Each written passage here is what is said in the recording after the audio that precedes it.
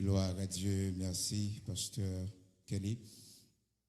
Frères et sœurs bien-aimés dans le Seigneur, encore une fois que la grâce et la paix de notre Seigneur Jésus-Christ vous soient multipliées. Et est-ce que je dois me présenter, puisque paraît-il qu'il y a beaucoup de gens ici qui ont l'habitude de m'écouter tous les matins à 5h, 4h30 du matin sur YouTube ou sur les ondes de la radio.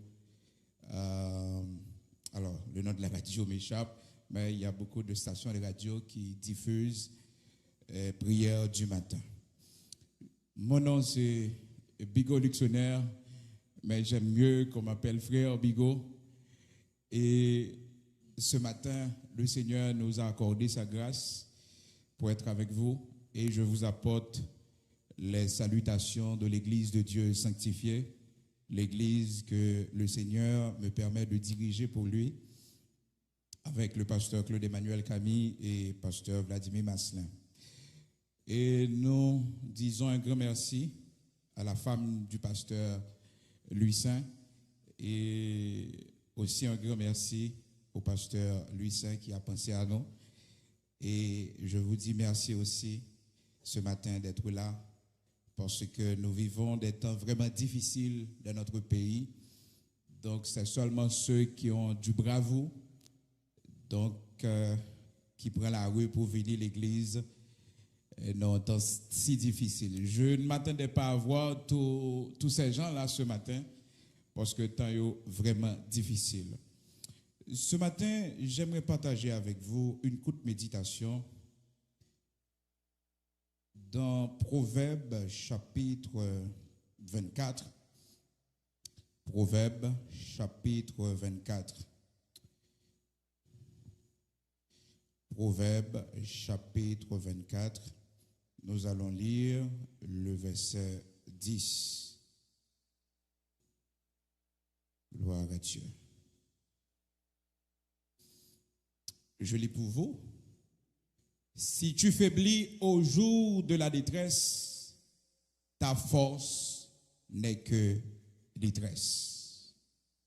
Si tu faiblis au jour de la détresse, ta force n'est que détresse.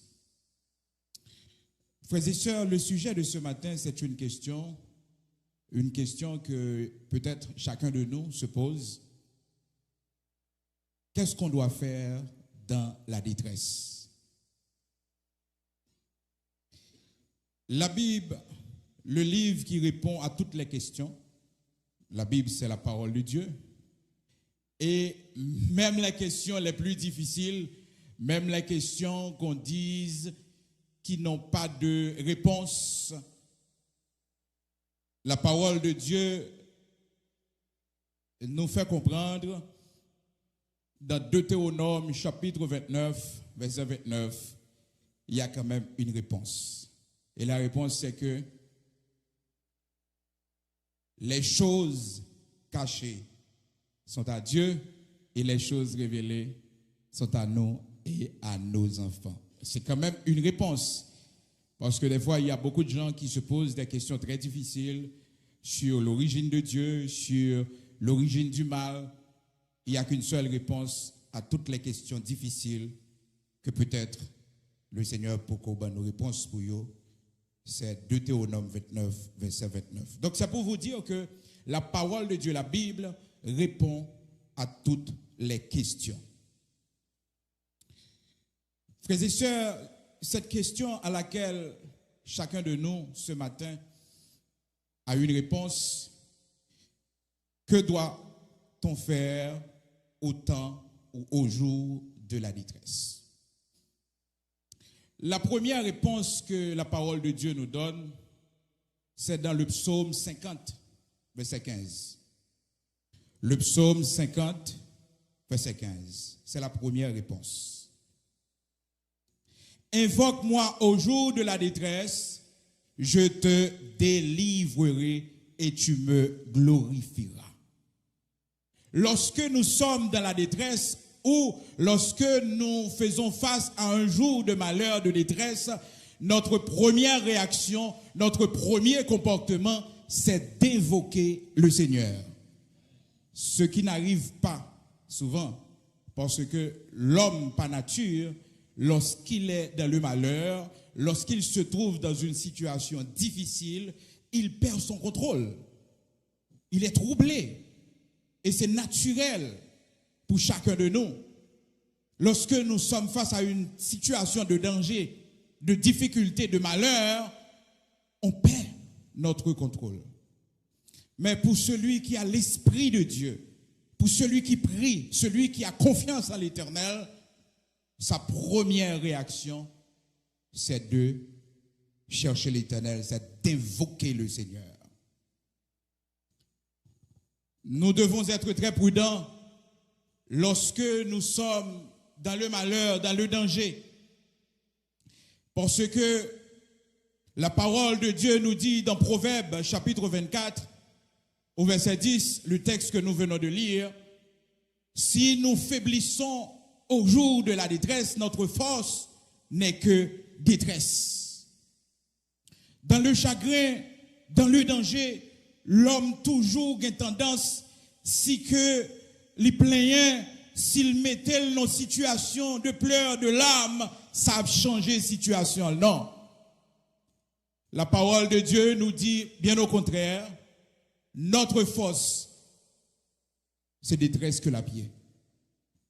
Donc ce matin, ce que nous sommes en train de vivre en Haïti, c'est un temps de détresse, un temps de grande difficulté, un temps où beaucoup de gens se disent, nous devons partir, nous devons laisser le pays.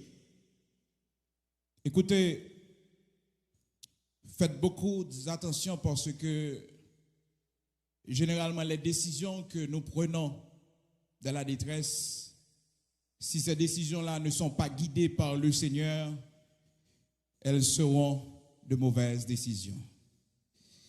Israël faisait face à un temps de détresse, un temps de famine.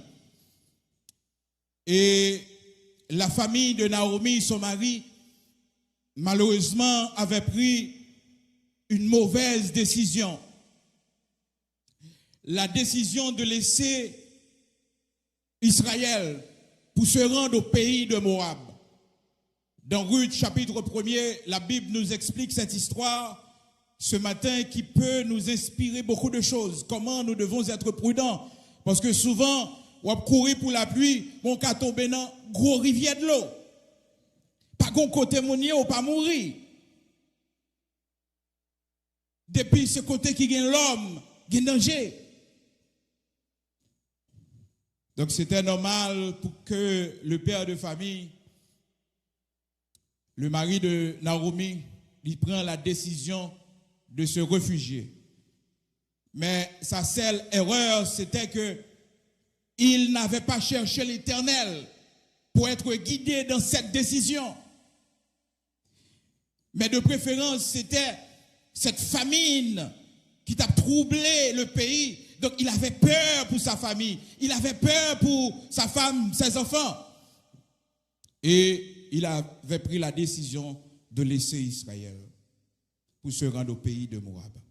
Nous connaissons tous l'histoire. Naomi, une femme qui était heureuse. Naomi qui veut dire délice. Malheureusement, elle avait vécu un temps très difficile au pays de Moab. Ce pays dans lequel probablement Naomi pensait qu'elle allait être heureuse parce qu'au pays de Moab, à cette époque, il n'y avait pas de famine. Cependant, en Israël, la famine était grande.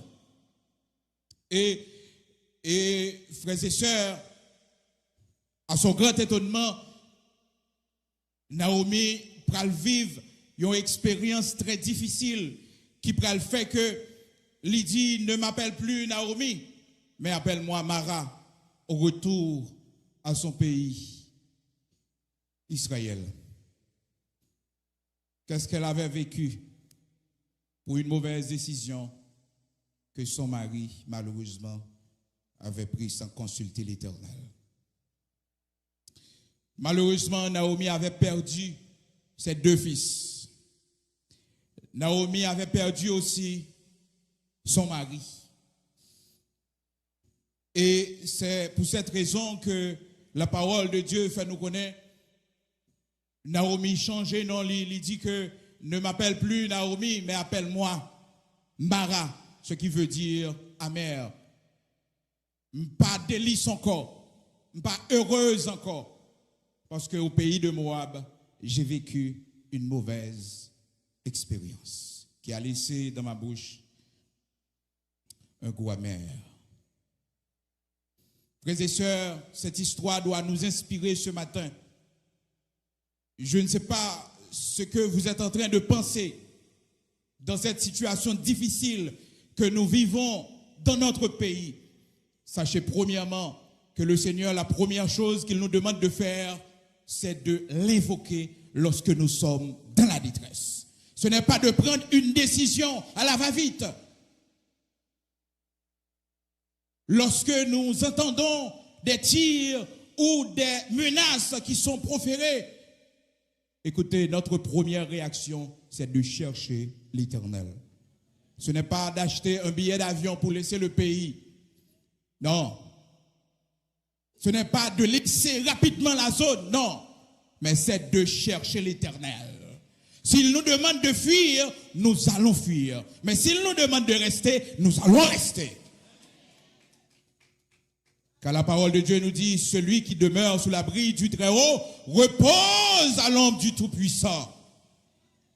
Pas besoin d'ambassade pour me reposer, car je suis reposé à l'ombre du Tout-Puissant. Par un côté, on monde qui a plus en sécurité qu'à l'ombre du Tout-Puissant. Et nous devons nous rappeler ces paroles ce matin, en ce temps de détresse. Seul refuge qui sûr, c'est d'être à l'abri du Tout-Puissant. Frères et sœurs, au temps de la détresse, nous ne devons pas prendre une décision émotionnelle. Nous ne devons pas prendre la décision de courir, de fuir, sans chercher l'Éternel. Car il nous dit dans sa parole, c'est de l'invoquer premièrement. Et encore, le Seigneur, dans Proverbes chapitre 24, le Seigneur continue encore pour nous faire comprendre que si nous faiblissons au temps de la détresse, notre force, c'est détresse que la pied. C'est une façon pour nous dire que nous ne devons pas faiblir au temps de la détresse. Il y a des gens qui parlent et à travers leur discours, nous sentons, nous remarquons leur faiblesse. Frères et sœurs, dans les temps de détresse, nous devons surveiller nos paroles. Car nos paroles ont un effet sur nous. Nos paroles ont un impact sur nous. Lorsque nous sommes dans la détresse, nous devons parler positivement. Le pays va changer. C'est discours ça pour nous gagner. Il faut avoir un autre discours. Mais malheureusement, avec les réseaux sociaux qui nous alimentent, moi-même je dois vous dire, ne pas suivre l'information. Non. Je sais en qui j'ai cru. Et tout ce que, frères et sœurs, je dois savoir comme information, nous connaissons déjà. Parce que la parole de Dieu dit non. Sache que dans les derniers jours, il y aura des temps difficiles. Les hommes seront égoïstes, fanfarons, hautains, blasphémateurs, rebelles à leurs parents, ingrats, irréligieux, cruels, ennemis des gens de bien. Aimant le plaisir plus que Dieu. De Timothée chapitre 3. Donc, c'est même bagarre là qui va le raconter, qui va le dire. on va parler de la méchanceté des hommes. J'ai déjà la réponse. C'est parce que nous vivons dans les temps difficiles, les temps de la fin. Et encore, frères et sœurs, la parole de Dieu fait nous connaître au temps de la détresse, discours nous doit changer. Nous devons avoir un discours pour nous connaître que le pays pas prêté comme ça. Nous allons avoir un autre pays. Ça, il faut le croire. Parce que après la tempête, c'est toujours le calme. C'est toujours le calme. Après la tempête, c'est toujours le calme. Après la tempête, c'est très difficile parce que le cyclone n'a affaibli pour qu'on l'autre cyclone. Mais c'est toujours le calme. Au temps de la détresse, non seulement nous devons surveiller notre discours pour ne pas avoir un discours négatif, pour ne pas prononcer des paroles qui peuvent avoir sur nous un effet négatif, des paroles qui peuvent nous conduire dans la peur. C'est la raison pour laquelle, frères et sœurs, il faut surveiller ce que nous cherchons sur les réseaux sociaux, ce que nous entendons. Au temps de la détresse, nous avons besoin d'augmenter notre foi. Et pour que notre foi puisse être augmentée, frères et sœurs, nous devons écouter la parole de Dieu. Car la foi vient de ce qu'on entend, et ce qu'on entend vient de la parole de Christ. Non pas de ces informations, non pas de ces émissions que nous écoutons à propos du pays, ce qui se passe dans le pays, mais de préférence dans la parole de Dieu. Au temps de la détresse, nous devons lire, nous devons écouter la parole de Dieu. Au temps de la détresse, pour finir, la parole de Dieu nous fait comprendre, frères et sœurs, l'ami aime en tout temps, mais dans le malheur, il se montre frère. Proverbe, chapitre 17, verset 17. Lorsque nous sommes dans un temps de détresse, c'est un temps non seulement pour que nous nous aimons, mais aussi un temps pour augmenter notre amitié, le niveau de notre communion fraternelle. Ce n'est pas le temps pour nous fâcher avec monde. Et souvent, nous fâchons avec lui. Dans ce temps de détresse, il faut se réconcilier. Parce que nous sommes dans un temps de détresse. Nous ne pas fâcher avec monde. Souvent, on compte pour faire avec madame, mon cher temps pour faire l'année prochaine. Les détresses n'a fini de passer. Mais c'est le temps de nous réconcilier, de vivre ensemble. Si vous êtes dans le malheur et que vous avez un ami et cet ami ne se montre pas frère, pas compter sur lui encore. Parce que la parole de Dieu nous dit dans Proverbe chapitre 17, verset 17, l'ami se montre frère. Premièrement, il doit aimer en tout temps et dans le malheur, dans la détresse, il doit se montrer frère. Dans tout le temps passé, où on a fait compte dans le foyer avec madame. Mais dans le temps que nous vivons là, nous avons assez de compte pour nous gérer. C'est temps pour nous vivre en paix. Parce que nous sommes dans un temps de détresse. Nous sommes dans un temps de détresse. Dans les temps de détresse, qu'est-ce que nous devons faire? Nous devons vivre ensemble. Nous devons nous aimer. Nous devons prier ensemble. Ce n'est pas un temps pour nous diviser. Les disciples, après la mort de notre Seigneur Jésus-Christ, malgré toutes les difficultés, toutes les menaces que tu as fait face avec dans l'époque là, les bagages que tu as fait qui t'ont aidé en pile, ils se réunissaient toujours dans la chambre haute.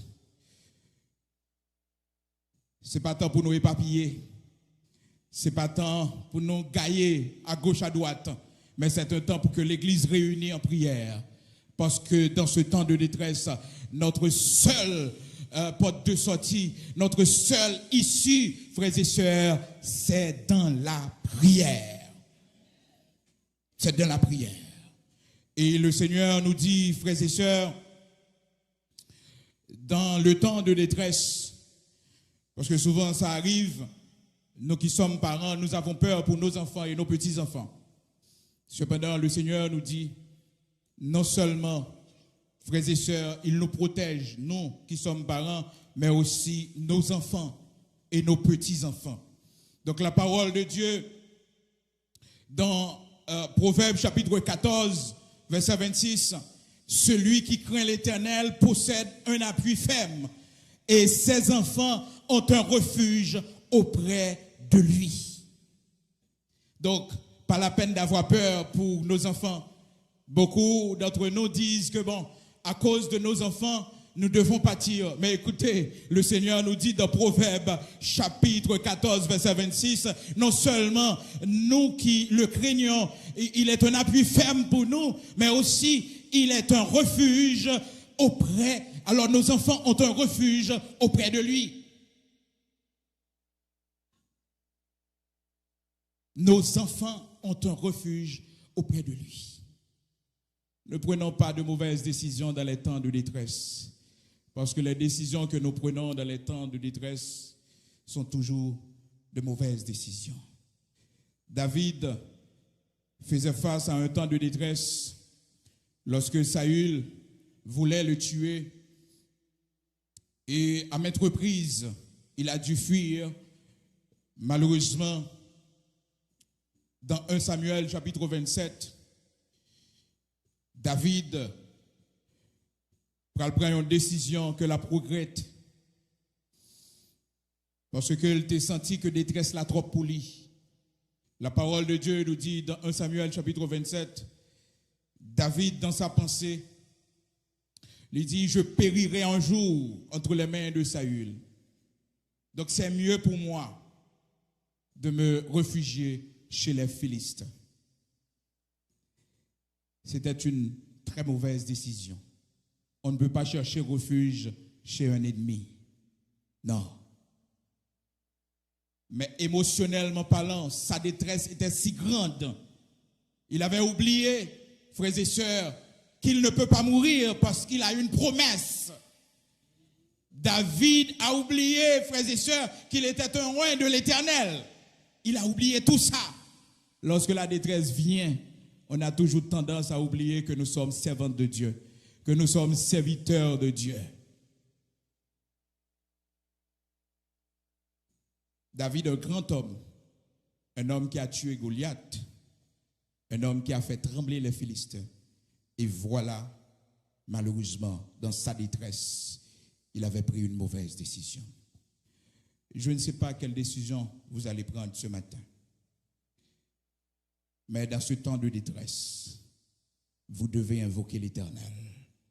C'est ce que le Seigneur nous demande de faire. Il ne nous demande pas de pâtir. Il ne nous demande pas de fuir pour aller n'importe où. Mais il nous demande de l'invoquer au temps de la détresse. Et vous savez pourquoi, frères et sœurs? C'est parce que chacun de nous qui croit en Dieu, chacun de nous qui a déjà reçu le Seigneur Jésus-Christ comme notre Sauveur, notre Seigneur, frères et sœurs, le Seigneur a un plan pour nous. Et si nous prenons une mauvaise décision, nous allons passer à côté de ce plan. Beaucoup de gens qui ont laissé le pays, beaucoup de gens qui ont fui, frères et sœurs, malheureusement, si ils ont fait sans ils pas consulté mon Dieu, ils ont passé à côté de ce plan. Moi-même, j'ai failli passer à côté du plan de Dieu pour moi. Parce qu'en 2018, 2017, 2018, j'allais laisser le pays. Donc je voulais à tout prix laisser le pays parce que je ne suis pas avenir pour petite moi. Je ne suis pas avenir. Parce que on a vécu le pays loc. Donc, je ne suis pas avenir. Écoutez, n'importe qui peut réfléchir n'importe comment. Mais le serviteur de Dieu ou la servante de Dieu, c'est d'après sa bon Dieu d'ouvert pour faire. Et puis vraiment vrai, frères et sœurs, j'avais ça en tête. J'avais appelé un ami qui vivait au Canada et puis je lui ai dit, bon, je dois laisser le pays, donc j'ai besoin de votre aide. Et puis voilà, il fait des matchs vraiment, il faut l'aide pour moi. Et puis, me préparer, moi aller dans l'ambassade. Donc, J'attendais avec un cœur rempli de joie, frères et sœurs, la réponse pour dire que pour tes passeports, pour mettre visa. Alors, venez pour passeport et que tout est prêt. Frères et sœurs, quelque temps après, on m'a appelé. On me dit désolé. Et on pas qualifié. Bon, je ne vais pas laisser tomber, frères et sœurs. Je dis que je vais frapper porte l'ambassade des États-Unis. Parce que à tout prix, je dois laisser le pays. Et vraiment vrai, m'aller. Les arrivés de l'ambassade là, le consul l'a dit, moi, monsieur, pas qualifié. Là, maintenant, je dis, ça c'est bon Dieu qui a poursuivi moi. Il bloquait de tous côtés. Ça, frères et sœurs, t'es vraiment fait chagrin. T'es vraiment fait mal. Parce que la parole de Dieu nous dit, le serviteur de Dieu, celui qui craint l'Éternel, tout ce qu'il fait lui réussit. Mais à condition, tout ce qu'il fait aller dans la volonté de Dieu. Ça, je ne l'avais pas compris. Je ne l'avais pas compris. Mais vous savez, dès qu'il a déjà mouru dans un accident, dès qu'il a déjà échoué, par contre, ça me tape tout net. Mais ça, aujourd'hui, a prouvé que je n'ai échoué pendant toute vie. Ça, bon Dieu fait pour moi aujourd'hui, hein, frères et sœurs, même si je travaille pendant toute reste vie dans un pays étranger, je ne pas tape monde que moi aujourd'hui. Hein. Ça, bon Dieu fait pour moi. Hein. Ce n'est pas pays pour nous garder, mais c'est bon Dieu. Ce n'est pas circonstance pour nous garder, mais c'est bon Dieu et le plan de Dieu pour nous. Que le Seigneur vous bénisse.